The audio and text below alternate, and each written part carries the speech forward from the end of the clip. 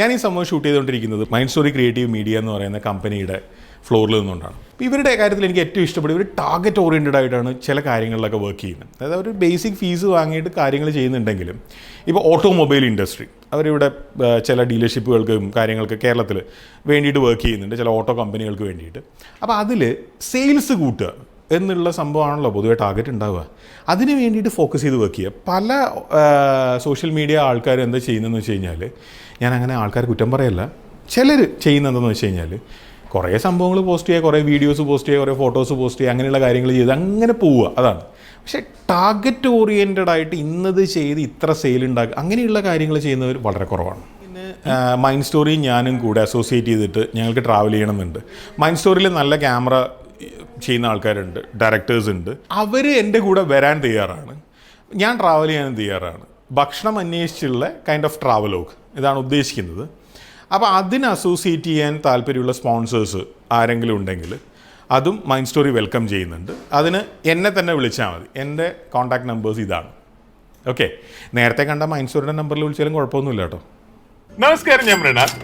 നമ്മൾ ശാസ്ത്രീയമായിട്ട് ഇഡ്ഡലി എങ്ങനെ കഴിക്കാം? ആദ്യമായി വെജിറ്റേറിയൻസിന് വേണ്ടി നമ്മൾ വെജിറ്റേറിയൻ രീതിയിൽ ഇഡ്ഡലി കഴിക്കുന്നു.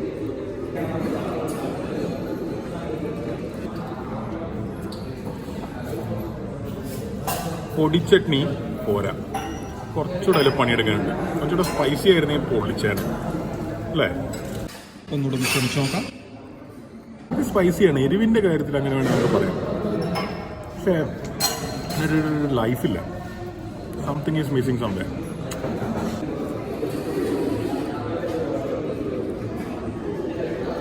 ഇത് നമ്മുടെ തേങ്ങ ചട്നി. തേങ്ങ എന്ന് പറയുമ്പോൾ ഓഫ് കോഴ്സ് പൊട്ടുകടല ഉണ്ടാവും. പൊട്ടുകടലിലാണ് എന്ത് ചട്നി. ചട്നി ശരിക്കും കൊള്ളാട്ടോ. അതിൻ്റെ ഒരു കാന്താരിയുടെ ഒരു ടേസ്റ്റ് ഉണ്ട്. ഈ നിലയത്തിൽ നിന്ന് വെജിറ്റേറിയൻസിന് വേണ്ടിയിട്ടുള്ള സംപ്രേഷണം അവസാനിച്ചു. ഒന്ന് മട്ടൻ, ഒന്ന് ചിക്കൻ. അല്ലെങ്കിൽ ഈ വെജിറ്റേറിയൻസിന് വേണ്ടിയിട്ട് ഒന്നും ചെയ്തിട്ട് കാര്യമില്ല. എന്തിനാണ് വെജിറ്റേറിയൻസിന് വേണ്ടി നമ്മൾ എന്തെങ്കിലും ചെയ്യുന്നത്? ഇപ്പം ബണ്ണേ ദോശ, അത് തന്നെ വിനായക മലയിൽ നിന്ന് മേടിച്ചിട്ട്, മൈസൂരിൽ നിന്ന് മേടിച്ചിട്ട് അത് ലേശം മട്ടൻ ലിവർ കറിയിൽ മുക്കി തിന്നു കഴിഞ്ഞാൽ എന്തൊരു ടേസ്റ്റ് ഉണ്ടാവും അല്ലേ? നോൺ വെജിറ്റേറിയൻ പൊക്കിക്കൊണ്ടുവരുമായിരുന്നു, കംപ്ലീറ്റ് കളഞ്ഞ ആ ചിക്കൻ കറി. എന്ത് കറിയാണത്? അയ്യയ്യ, സോറി, വെജിറ്റേറിയൻസ് കേട്ടിട്ടുണ്ടാവില്ല എന്നുള്ള പ്രതീക്ഷയിൽ മട്ടൻ ട്രൈ ചെയ്യാം.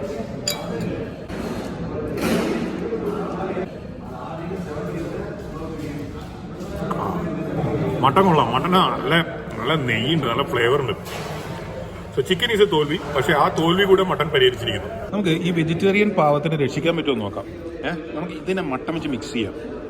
ചിലപ്പോൾ ഇത് രക്ഷപ്പെട്ടേക്കും. വെജിറ്റേറിയൻസിനെ നമുക്ക് അങ്ങനെ കളയാൻ പറ്റില്ലല്ലോ. സോ ഒരു വെജിറ്റേറിയൻ ഇങ്ങനെ ഭക്ഷണം കഴിച്ചിട്ട് ആ പൊടിച്ചമ്മന്തിയും ചട്നിയൊക്കെ കൂട്ടി കഴിക്കാൻ ശ്രമിച്ച് പരാജയപ്പെട്ടിരിക്കുമ്പോൾ അതിനകത്തേക്ക് നൈസായിട്ട് ഈ രക്ഷകൻ മട്ടൻ കറി ഇങ്ങനെ ഒഴിക്കുക.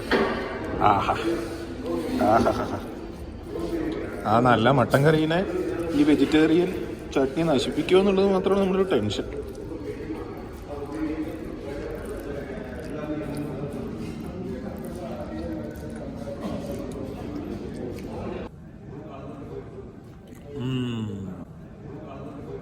അങ്ങനെ നോൺ വെജിറ്റേറിയൻ വെജിറ്റേറിയൻസിനെ ഒരിക്കൽ കൂടി സേവ് ചെയ്തിരിക്കുന്നു.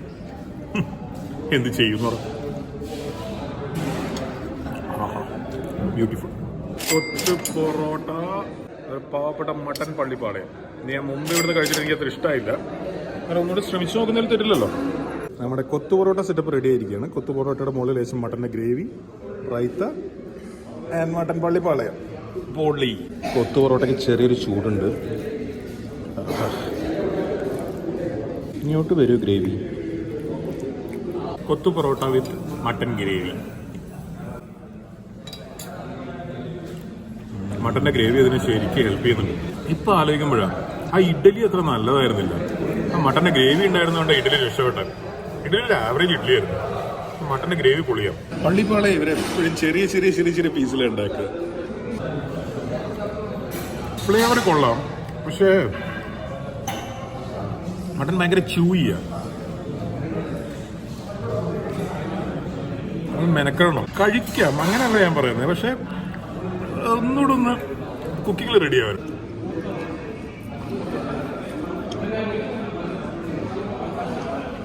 കൊത്തു പൊറോട്ട തെറ്റില്ല, രസമുണ്ട്. ഒരു മീലായിട്ട് കഴിക്കാം, ബിരിയാണിക്കൊക്കെ പകരം. കൊത്തു പൊറോട്ട വിത്ത് റൈത്ത എങ്ങനെയുണ്ടെന്ന് നോക്കാം. ഈ റൈത്ത കാണുമ്പോൾ നല്ല ഭംഗിയുണ്ട്. കുറച്ച് മിക്സ് ചെയ്തിട്ട് ഇതുമായിട്ട് കുടിക്കാം. സാലഡിൽ ഏതൊരു ആവശ്യമില്ലാത്ത സ്പൈസ് ഉണ്ടോ? തൈര് കുറച്ചുകൂടെ ഫ്രഷ് ആവായിരുന്നു. കോടിക്കണക്കിന് രൂപ ചിലവാക്കിയിട്ട് വളരെ പ്രധാനപ്പെട്ട ഒരു ഹൈവേയുടെ സൈഡിൽ ഇത്രയും വലിയൊരു റെസ്റ്റോറൻറ്റ് ഫെസിലിറ്റി പലതായിട്ടും തുടങ്ങിയിട്ട് ആകെ പീക്ക് ഡിന്നർ ടൈമിൽ വന്നത് ഇത്രയും വണ്ടിയാണ്. ഇതിൻ്റെ ഒറ്റ കാരണമേ ഉള്ളൂ, നോ മാർക്കറ്റിംഗ്. വേണ്ട രീതിയിൽ മാർക്കറ്റ് ചെയ്യണമെന്ന് ഇന്ത്യൻ കമ്പനികൾ എന്നാണോ പഠിക്കുക?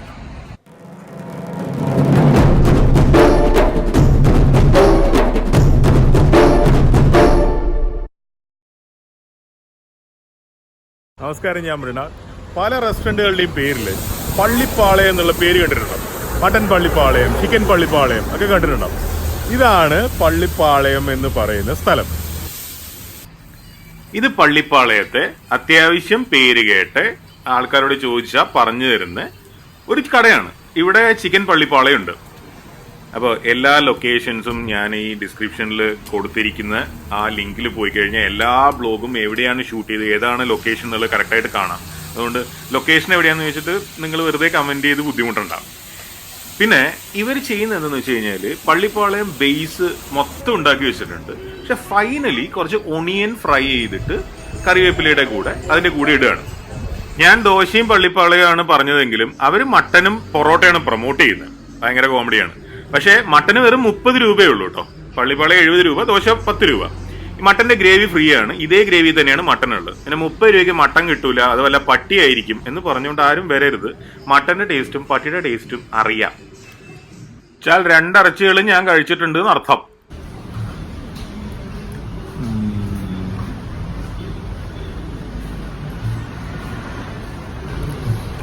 ആ നാടൻ കോഴിയുടെ ഒരു ചെറിയ കുത്തുണ്ട്, പക്ഷെ സൂപ്പറാവും.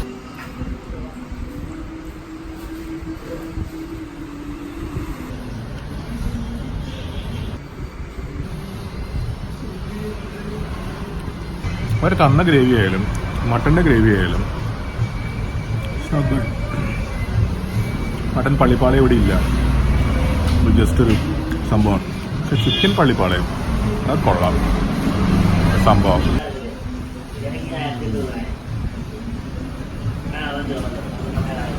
ഇവരുടെ നാടിന്റെ പേരും ഇവരുടെ ഓതന്റിക് ഡിഷിന്റെ പേരും പറഞ്ഞിട്ട് ഒരുപാട് റെസ്റ്റോറൻറ്റ് ചെയിൻസ് ചിക്കനും മട്ടനും ഒക്കെ എങ്ങനെ വിൽക്കുന്നുണ്ട് എന്നുള്ളത് ഇവര് തീരെ അറിഞ്ഞിട്ടില്ല എന്ന് തോന്നുന്നു.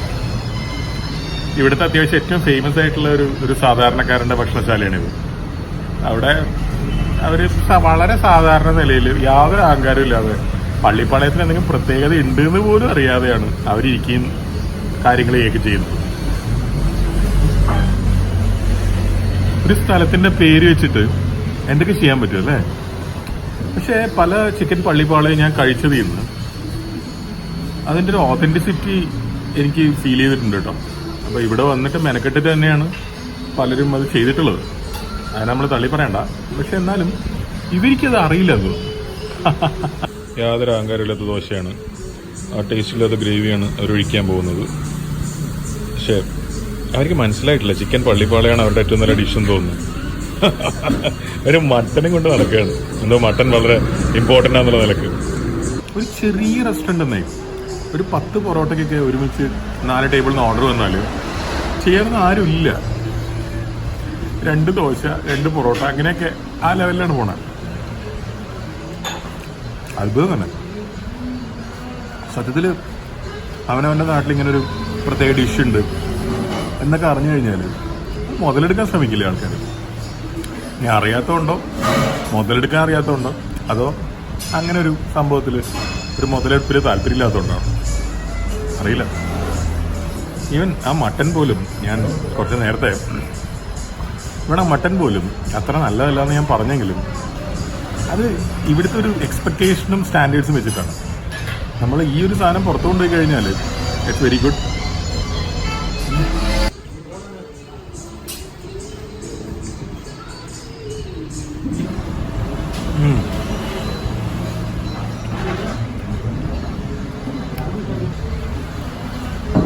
പിന്നെ എരിവുണ്ട്, സ്പൈസിയാണ്.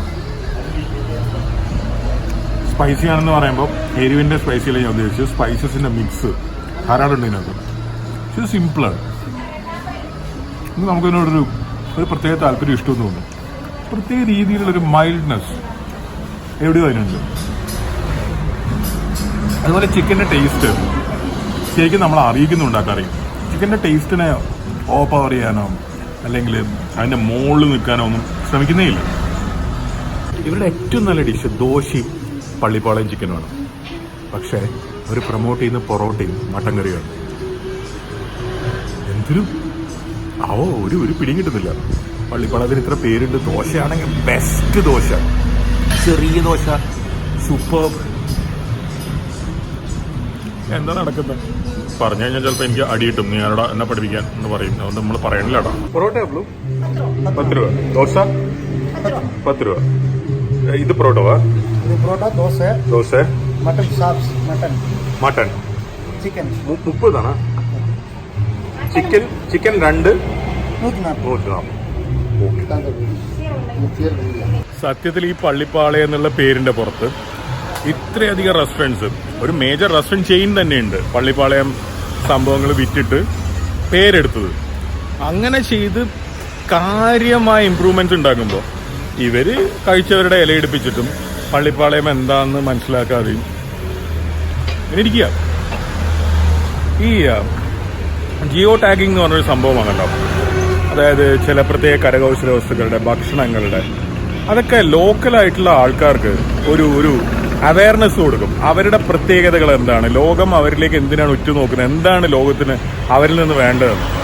വളരെ ഇമ്പോർട്ടൻ്റ് ആയിട്ടൊരു പ്രൊജക്റ്റായിട്ട് എനിക്ക് തോന്നുന്നത്. കാരണം ഈ നാട്ടിൽ ആർക്കും ഇങ്ങനൊരു സംഭവം ഇമ്പോർട്ടൻ്റ് ആണെന്ന് തോന്നുന്നേയില്ല. ഇനി ഏതെങ്കിലും ഒരു കുരുത്തം കെട്ട നോട്ടിയായിട്ടുള്ള ഷെഫ് അങ്ങനെ ഒരു പേരിട്ട് പള്ളിപ്പാളയത്തിന് പൊക്കിക്കൊണ്ട് വന്നതാണോ ഏതെങ്കിലും കാലത്ത്, അതും എനിക്കറിയില്ല. അങ്ങനെ 1-2 ഷെഫുമാരുടെ കഥകൾ ഞാൻ ചെറുതായി കേട്ടിട്ടുണ്ട്. അതവർ പൊങ്ങച്ചം പറഞ്ഞതാണോ അതോ സത്യത്തിലുള്ളതാണോ, അല്ലെങ്കിൽ അവരോടുള്ള സ്നേഹം കാരണം ആരെങ്കിലും പറഞ്ഞുകൊണ്ട് നടക്കുന്നതാണോ അറിയില്ല. പള്ളിപ്പാളയത്തിനെ വളരെ ഫേമസ് ആക്കിയ ഒരു റെസ്റ്റോറൻറ്റ് ചെയിനാണ് ജൂനിയർ കുപ്പണ്ണ. അതാണ് ഞാൻ നേരത്തെ പറഞ്ഞത്. അപ്പൊ ജൂനിയർ കുപ്പണ്ണയുടെ ബ്രാഞ്ചിൽ പോയിട്ട് അവിടെയുള്ള ചിക്കൻ പള്ളിപ്പാളയും ഇരിക്കണണ്ട 200 രൂപയ്ക്ക്, മട്ടൻ പള്ളിപ്പാളയം 220 രൂപ, ഇത് രണ്ടും കഴിക്കാൻ തീരുമാനിച്ചു. പക്ഷെ ചോറും ബിരിയാണിയും പറഞ്ഞിട്ടുണ്ട്. വെറുതെ ഒരു സൈഡില് ചിക്കനും മട്ടനും കഴിക്കാനാണ് നമ്മൾ വന്നത്. ചോറും ബിരിയാണിയും എന്താ പറയാ ഒരു സൈഡിൽ നമ്മളിങ്ങനെ അച്ചാറൊക്കെ തൊട്ട് വെക്കുന്ന പോലെ, അത് വലിയ കാര്യമാക്കണ്ട, അതൊരു സൈഡിൽ ഇരുന്നോട്ടെ.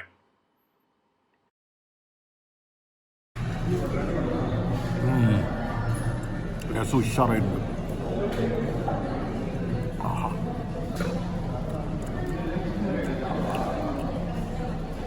ഇത് നല്ലോണം പുളിയുള്ള ഒരു കറിയാണ്. ഇതിനകത്ത് വേണമെങ്കിൽ മീൻ മുറിച്ചിട്ട് കഴിഞ്ഞാൽ പൊളിക്കും. ഇനി ഫിഷ് കറി ഗ്രേവി ആവാൻ സാധ്യതയുണ്ട്.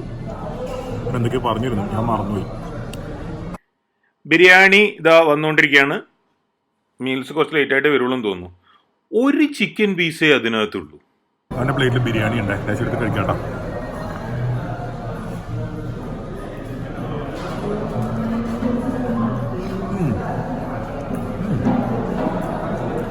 നല്ല ബിരിയാണിയാണ്. കുറച്ച് കഴിഞ്ഞിട്ട് കുറച്ചുകൂടെ കഴിയിട്ട് വരാം.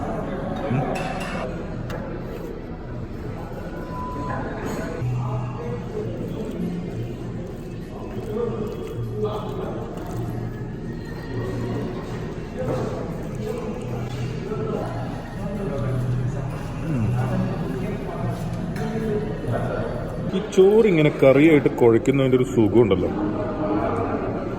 അത് വേറൊന്നിനും കിട്ടുമെന്ന് തോന്നുന്നില്ല. ആഹാ ആഹാ.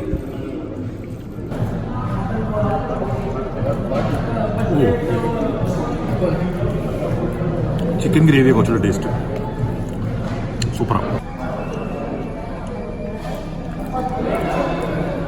Fish curry gravy,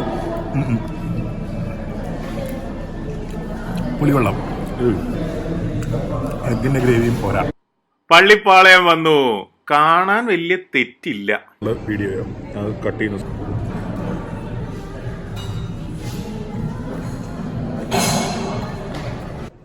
mutton Pallipalayam റെഡിയാണേ. Chicken പള്ളിപ്പാളയത്ത് പോയി കഴിച്ച ചിക്കൻ പള്ളിപ്പാളയത്തിന് അത്ര സിമ്പിൾ അല്ല. എരിവ് കുറച്ച് കൂട്ടിയിട്ടുണ്ട്. ഇത് നല്ലതാണ് കേട്ടോ, പക്ഷെ അതാണ് എനിക്ക് കുറേ കൂടെ നല്ലതായിട്ട് തോന്നുന്നത്. ആ ഡിഷ് അതേപോലെ ചെയ്ത് കഴിഞ്ഞാൽ ഇതിനേക്കാൾ കുറച്ചുകൂടെ നന്നാവുന്ന തോന്നും. മേ ബി ചിലപ്പം ആൾക്കാർക്ക് ഇതായിരിക്കും ഇഷ്ടം. മട്ടൻ പള്ളിപ്പാളയത്ത് അങ്ങനെ എളുപ്പത്തിൽ കിട്ടുന്നൊരു സാധനമല്ല. ചിക്കൻ്റെ അതേ കൈൻഡ് ഓഫ് ലുക്കാണ് കാണുമ്പം. അതേ മസാല, അതേ സെറ്റപ്പ്. മട്ടന് വേണ്ടിയിട്ട് ആ റെസിപ്പി തരിമ്പ് പോലും മാറ്റിയിട്ടില്ല. അത് നല്ലതാണോ? ചിക്കനും മട്ടനും വേറെ വേറെ കൈൻഡ് ഓഫ് മീറ്റ് അല്ലേ, അപ്പോൾ എന്തെങ്കിലും ഒരു വ്യത്യാസം വരുത്തണ്ടേ? രണ്ടിനകത്തുള്ള തേങ്ങാ കൊത്ത് പോലും ഒരേ സൈസാണ്.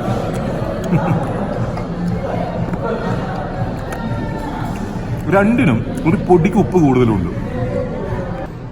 ഈ ബിരിയാണി ഭയങ്കര ലൈറ്റ് ആയിട്ടുള്ള ബിരിയാണിയാണ്, സിമ്പിൾ. ഈ ചിക്കൻ്റെ പീസൊക്കെ കണ്ടോ, കൂടുതൽ ആഡംബരമൊന്നും ഇല്ലാതെ കഴിക്കുമ്പോൾ തന്നെ നല്ല സുഖം തോന്നും. ഇത് തന്നെ പള്ളിപ്പാളയത്തിന്റെ കാര്യത്തിലും ചെയ്താൽ പോലെ. അതൊരു സിമ്പിൾ ഡിഷ് അല്ലേ, അതിൽ കുറേ വറ്റൽ മുളകോ അത് ഇതൊക്കെ ഇട്ട്. ഇതൊരു ക്ലാസിക് എക്സാമ്പിൾ ആണ്. നല്ല ബിസിനസ് ഉണ്ടാവുമെന്ന് വിചാരിച്ചിട്ട് 2000 സ്ക്വയർ ഫീറ്റോളം ഡൈനിങ് ഏരിയ ഉണ്ടാക്കിയിട്ട് വളരെ സ്പേഷ്യസ് ആയി നന്നായി ചെയ്തിട്ടുണ്ട്. പക്ഷേ അൺഫോർച്ചുനേറ്റ്ലി പീക്ക് ടൈം ആയിട്ട് പോലും പകുതി ടേബിളിൽ പോലും ആളില്ല. അതുകൊണ്ട് തന്നെ അവർക്ക് സ്റ്റാഫിന് അഫോർഡ് ചെയ്യാൻ പറ്റുന്നില്ല, വെയിറ്റേഴ്സ് കുറവ്, അതുകൊണ്ട് സർവീസ് സ്ലോ ആവുന്നു. എനിക്ക് തോന്നുന്ന തിരിച്ച് ചെയ്യുന്നതായിരിക്കും നല്ലത്. നമുക്ക് ഇത്രയും വലിയൊരു ഏരിയ ഉറപ്പില്ലെങ്കിൽ ചെയ്യാന്ന് പറയുന്നത് ഇത് തന്നെ സംഭവിക്കും. കാരണം നമുക്ക് കസ്റ്റമേഴ്സ് ധാരാളം ഇല്ലെങ്കിൽ നമ്മുടെ കോൺഫിഡൻസ് ഡ്രോപ്പ് ചെയ്യും. പിന്നെ അതുപോലെ തന്നെ സ്റ്റാഫിന് നമുക്ക് സാലറി കൊടുത്ത് അഫോർഡ് ചെയ്യാൻ പറ്റാണ്ടാവും. അപ്പോൾ വരുന്ന കസ്റ്റമേഴ്സിന് നല്ല സർവീസ് കിട്ടില്ല. കാരണം ഒന്നാമത്തെ ടേബിളിൽ ഇരുന്ന് കഴിഞ്ഞാൽ അയാൾ ഏകദേശം എത്രയോ മീറ്റർ നടന്നിട്ട് വേണം കിച്ചണിലെത്താൻ. എന്നിട്ട് അയാൾ തിരിച്ചു വരുമ്പോഴേക്കും കസ്റ്റമർ ഹാപ്പി ആവില്ല, പെട്ടെന്ന് സർവീസ് കിട്ടില്ല. വെയിറ്റർമാർ നടന്ന് മരിക്കുകയാണ്, പക്ഷേ അതിന് ഗുണമില്ല. വിളമ്പി ചോറിന് പോലും ചൂടുണ്ടായിരുന്നില്ല. അതൊരു കാസറോളാക്കി അവിടെ വെച്ചിരിക്കുകയാണ്. That's not right. ഇത്രയും പൈസ വാങ്ങുന്ന ഇങ്ങനത്തെ ഒരു റെസ്റ്റോറൻറ്റിൽ അങ്ങനെയല്ലല്ലോ അത് ചെയ്യേണ്ടത്. എന്തോ എനിക്ക് ഈ ബ്രാൻഡ് വളരെ ഇഷ്ടമാണ്, എപ്പോഴും വളരെ ഇഷ്ടമാണ്. ചിലപ്പോൾ വേറൊരു ബ്രാഞ്ചിൽ പോയാൽ വേറൊരു എക്സ്പീരിയൻസ് ആയിരിക്കും. അങ്ങനെ വേറൊരു ബ്രാഞ്ചിലും കൂടെ പോകണം എന്നുള്ള ആഗ്രഹമായിട്ട് നടന്നപ്പോഴാണ് തൃശ്ശൂർ ഇവൻ തുറന്നിട്ടുണ്ട് എന്ന് അറിഞ്ഞത്. ജൂനിയർ കുപ്പണ്ണ നമ്മുടെ ഒരു സുഹൃത്തുണ്ടായിരുന്നു, മൂപ്പരെയും കൂട്ടിയിട്ട് ഉടനെ പോയി. ഇതാണ് ബാവക്ക. മൂപ്പര് മലപ്പുറത്ത് നിന്ന് ഒന്നാണ്. ഒരു ഭയങ്കര ഭക്ഷണപ്രിയനാണ്. ആ തേങ്ങാക്കൊത്ത് കണ്ടല്ലോ, ഭയങ്കര വലുത്.